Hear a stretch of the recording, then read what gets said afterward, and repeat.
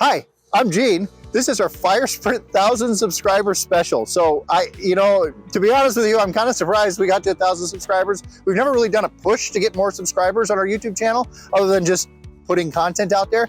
But we're gonna give you a shop tour today. We have so much that's changed since our last shop tour, and then we're gonna change it all again over the next couple of months, and we'll talk a little bit about the things that we're gonna do when we're out there.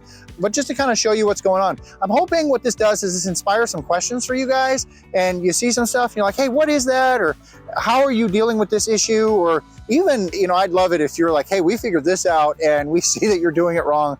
I'd love to hear that, because we're always looking to improve our processes. But we are totally locked down here.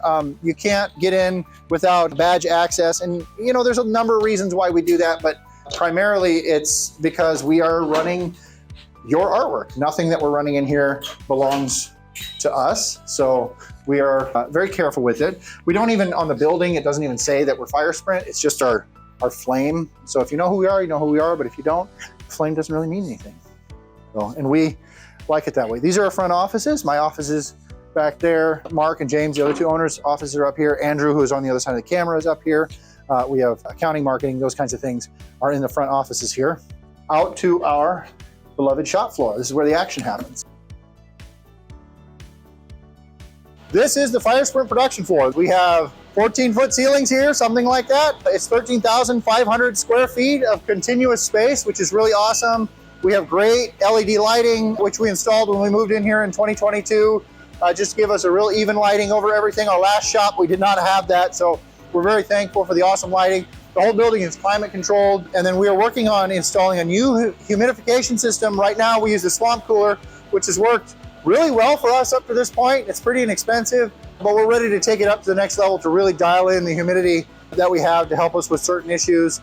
And then just make it less maintenance. That thing takes a tremendous amount of clean out and regular maintenance. Here we're on the rigid printing side of the shop. So we have all of our Durst ink here on this rack, and then we've got our rigid substrates that we're printing on. Corrugated plastic is the biggest thing we do. We do truckloads and truckloads of that. Polystyrene, PVC, foam core, those type rigid products are all printed on our Durst P10 250, which we did install in early 2021. In about a month or two, we're going to be installing our new Durst D4, which I'm pointing at the floor because we've laid out how big it's gonna be on the floor. Just give us a good idea of what it is. It is a beast of a machine. The P10 is an awesome machine, prints 30 to 40 boards an hour in really high quality. The D4, the new Durst, is gonna print between 80 and 200 boards an hour in really high quality. It's LED ink, the ink cost is lower, it's really fast. We're so excited for it. Mid-December, we're gonna get that installed, and it's gonna go right here. We actually have to cut the concrete out and pour new concrete to support its weight. It weighs 20,000 pounds plus, and we're afraid that the floor here might shift on it a little bit, and that just lowers print quality. So having a really stable foundation under these printers really helps improve print quality. If you're not real familiar with digital printing, if you have a little inkjet like an Epson or HP inkjet sitting on your desktop at home and you got the little print head going back and forth, these printers are essentially doing the same thing. There's just a print head moving back and forth, and you see it kind of light up. And it's using UV ink. So all the ink that we're applying here is UV cured, which means that as soon as it comes out of the printer, it's dry or fully cured. And so UV ink is really durable. It helps us with cost savings. And then of course, it's really, really fast. And so that's why it is so popular in the industry. And that's why we use it here at Fire Sprint. All the sheets, all the blank sheets that we use are all oversized. So let's say you order an 18.75 by 19.23. We're actually gonna print and cut that at that size. That's how we operate. So we don't scale it down. Because of that, because there's so much being ordered at 24 inches, we don't run a 4x8 sheet. We actually run oversized. So all of our sheet goods are around 50 by 100 inches, so that it allows us to run 24 by 18s or 24 by 24s at full size with full bleed all the way around. So before we get out onto the rest of the shop floor, we should go talk to client services and pre-flight. Those are the guys that you're gonna be talking to all the time. So let's go meet them. So here we are in the customer service and pre-flight room. And so we have MBA, which is Michael right behind us. And then Shelby is back there in the corner. And they handle most of the pre-flight and nesting and stuff for all of our jobs. And then we have Michael, which they're not at their desk right now, but Michael and Derek, which are scheduling and automation and stuff, kind of all the back end, really technical stuff that they're handling. and they do a great job at that. And then around the corner, we have our customer service team, which Lisa leads this team. So here she is, and then Sue, Kim, and Ellen, and they might be on the phone right now, so I won't disrupt them too much. Oh, there they are. So this is our customer service team. So if you call in, you're going to talk to one of the 4 of them typically. And then if you press 2 for pre-flight, you're going to talk to either MBA or Shelby back over here. So thanks for checking out this room. This is roll. So we in roll printing, which is really for us, the high volume is stickers. We're doing tons and tons, maybe 5 million stickers in 2024 we'll do. And we're doing those in small runs. You can order just 1 sticker from us. These aren't large runs of labels or something like that. Our typical order size is maybe 50 pieces or 100 pieces, but we'll do as few as 1. And on the high end, we will see orders of maybe 10,000 come through, but they're actually kind of rare. But we run the newest Colorado M, Canon Colorado 1650M, I think they call it. But they do have white ink, and we have the magnet kits in them, so we're running our magnet, high definition magnet in them, and they really are solid machines. I think for the money, you can't do much better in terms of quality. The run cost, the cost of ink. We have a local technician, so that's a huge advantage for us with the Colorado M's. And then just the durability and then the fine text quality and things like that we can get off of these. We don't see that with other roll printers that take the same footprint. So that's for us, that's a big thing. Even though these are maybe more expensive than an HP or Epson roll printer, the footprint is similar. And for us, that's really our limiting factor. We run these things all day and all night, so being $20,000, $30,000, $40,000 more isn't a huge concern of ours. We really get a lot of output for taking up, 15 square feet. Here we're running some 70-30 perf. Looks like the job just finished up. And then we've got the banner on the middle machine, 13-ounce banner. And then we've got some probably removable or permanent dry tack. It's a really good, durable vinyl that we run. Laminators here, we like these GFP laminators. They really are good for the money. And we run lots and lots. I mean, they're running dozens of rolls per day with no issue, very little maintenance. So if you are wondering if the GFP laminators are solid, we think they are. And then GraphTech cutters. We really like our GraphTech cutters. They allow us to actually do a through cut. There's a cut channel. Come here a little closer. There's a channel here that the blade is dropping into, and it's probably pretty hard to see. Maybe we can get a close up of that, but the blade is dropping into, and so we are, in this case, we're just kiss cutting, but we're able to through cut on here, and just the adhesive residue on the sticker itself holds it into the sheet. And so we'll peel up that sheet, we'll cut through it, do a through cut over here on the GraphTechs, and then we'll take that sheet like this, bring it over to our table, and pop those stickers out. So obviously this has already been popped out, but Zach is able to do that, and I'm in his way, so I'm gonna get out of his way. Yeah, yeah, I'm done. And so we'll take those stickers, pop them out, stack them up. Here's something there's print on the other side. I just don't want to show it to you. Contour cut or rectangles or circles, doesn't really make that much of a difference to us. And then we'll put them in our heat sealing machine like this. And of course, they do a much better job than I do, because I don't do this every day. And I'm kind of a klutz, and I might cut off some of this here. And then we're gonna take the shrink wrapped stack of stickers and run them through our heat seal tunnel. Now I'm gonna cut this out of here because I don't know if this job is done or anything else, and I don't wanna confuse anybody and mess up somebody's order. But we'll run that through our heat seal tunnel, and we're left with these really great little stacks of stickers that are really great presentation to your customer, and we'll pack those up and ship them. Any questions about this area or how we're doing anything, leave those in the comments below or reach out to us. Our whole process uses these Zebra style laser print or label printers and our home built system, which we call Lumen. And so we are looking at upgrading that next year. But for now, that's what we do. Every time we need to track a job through our shop, we're using these 4-inch by 6-inch label that we have there. We're printing these labels off, and we're using them with the barcode system to track all these jobs through our system. And then we have barcodes on, help us track everything through the system. But once we start cutting it out, things like that, we need those labels to really help track and understand what we've got there. So you can see there's a little close-up detail of the label, and this system's all home built. So I wish I could tell you where to buy it if you liked it, but you can't. Back over here, these are our 2 Zunds. We have another one coming. We actually have an S3, so it's more dedicated towards roll is what we'll be doing. And then we're gonna add a stacker to the end of the big Zund. So that's it's a vector feeder And what it does is it picks up boards off of a pallet and loads them onto the cutter. And so it helps the operator not have to be running back and forth around the cutter, because you'll see they'll take some stuff off the cutter, they'll run around, they'll load it, they'll, you know, it's a lot of work, it's a lot of back and forth.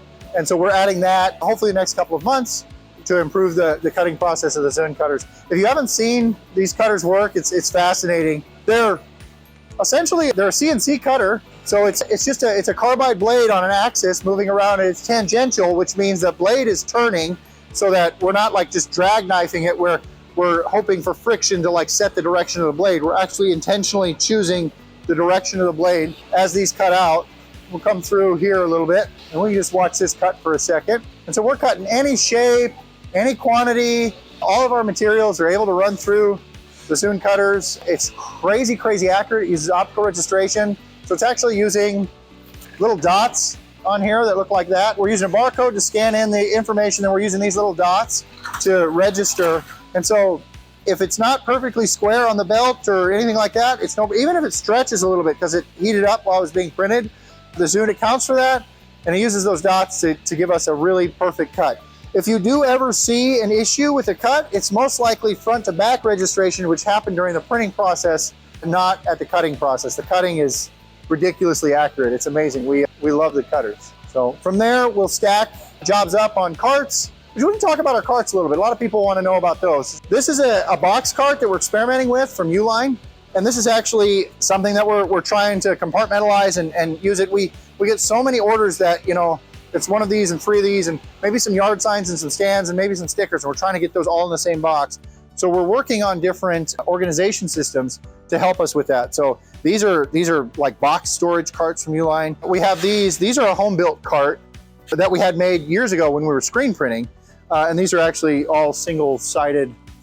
Yeah, they're single-sided signs. This is perfect, so you can't see the graphic on this side. These are all 24 by 18s, and this is our 600 sign cart that we built. And we actually have like 10 or 12 of these carts for stacking up hundreds and hundreds of 24 by 18s. So these are great because we do like 1 million 24 by 18s a year. So these carts help us keep all that organized. Or here's that plastic Uline cart. And so these, you know, I'm gonna say you can go out there and you can go buy some casters or find some casters off of something and 2x4s, put one of these together. But at the end of the day, it's not as sturdy, it's not as nice looking. I do think that a clean shop, quality tools, does help encourage your team to produce higher quality products. And so we used to have kind of jerry-rigged carts. Actually, they look like this, where we would take kind of a cart that we got for much less expensive and we'd put a bigger top on it, and they just don't hold up as nice. After we switched to these, everybody loves them. They're easier to work with, and it just instills a little higher quality through the whole process. So we buy pretty much all our carts from Uline. They are a little more pricey, but I really think they're worth it. Of course, we have our U-boat carts that we use for shipping. So we are migrating towards these green ones here, which are a little bit wider and then have this shelf on the top. We really like these. I think they are called U-boat style carts, but they're great for packages and boxes and taking stuff from our shipping area to the dock where the UPS driver picks up, UPS or FedEx. And then since we do use all 3 carriers, we have these tags that we use on our carts to tell people that this is a UPS cart or this is a FedEx cart. Rather than having like a FedEx cart or a UPS labeled cart, sometimes we'll have more UPS or more FedEx in a day, and that varies depending on rates and where we're shipping and everything else. This allows us to just switch what the cart is for, kind of at a moment's notice, so really cool. Shipping, let's go to shipping. This is one of our shipping stations here. You've seen Omar in other videos. One of the cool things that we came up with the shipping station is we actually integrated the scale into the shipping station. And so rather than like hiring somebody figuring all that out, what we did is we bought these on Amazon. It's a freight scale. It's like a 40-inch by 40-inch freight scale, like a pallet scale down here. And we put a piece of polyethylene over the top of it. And that allows us to just work right on the scale. So then all Omar has to do, or any of our shippers, we have 3 of these stations set up, is just make sure that you've got your tape gun removed off. And after you've got something packed up, you just look at the weight there, and we can integrate that into our software system, and it pulls the weight without like taking the package and moving it to a separate scale. And so we're just eliminating a little bit of motion transportation there. So that's been a big help. So that's shipping. Again, questions, leave them down below. Love to hear from you. Comments. Hey, you're doing this wrong. I don't really take offense to that. If you really think we can do something better, we'd love to do it better. Over here is banner finishing. We've got our heat welder. It's our Millard Weldmaster T300, I think, heat weld. It's been, we've had it for a year. This one for a year. It's been solid, great machine. And then we use Hiker grommet presses. We have 2 of them, and they have been phenomenal. We really, in 2025, we're gonna ramp up banner production. We've really kind of been dragging on banner production. I'm gonna admit that. It hasn't been selling banner and producing a lot of banner. Hasn't really been something we've gone after for the first 17 years of Fire Sprint. And so we're ready to do that now. And we're really gonna make some big investments in being able to do all that stuff at a really competitive price point, do it all really quickly. And so, you know, keep on the lookout for that, particularly with banner here at Fire Sprint. But again, Hiker grommet machine, the Millard Weldmaster. They're not running anything right now. They've shipped everything out for the day. It's a little bit late in the day, but it's been phenomenal equipment, worked really well for us. I come out to the shop maybe once or twice a day. I try to come out, probably averages once a day. I come out and I look for full trash cans that I can handle. And everybody thinks that I do it just because I'm helping them take out the trash. That's not why I do it. I do it because about 6 months ago, we installed a better way to handle our trash.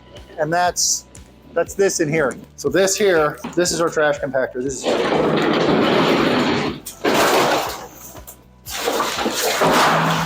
come on in here.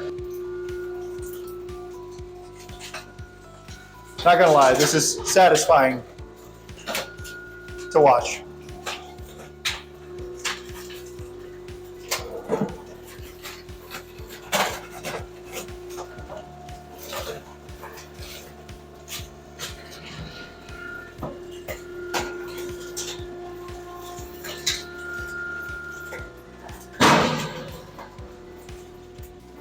So the compactor's made a huge difference for us. It's made it really easy for us. We used to have to take our trash outside to dumpster, we have big hoppers that we use, lift up the big hoppers, dump them, and that's been a real challenge. And so having the compactors made it easy. It's all inside, especially here in Nebraska, we get crazy winters.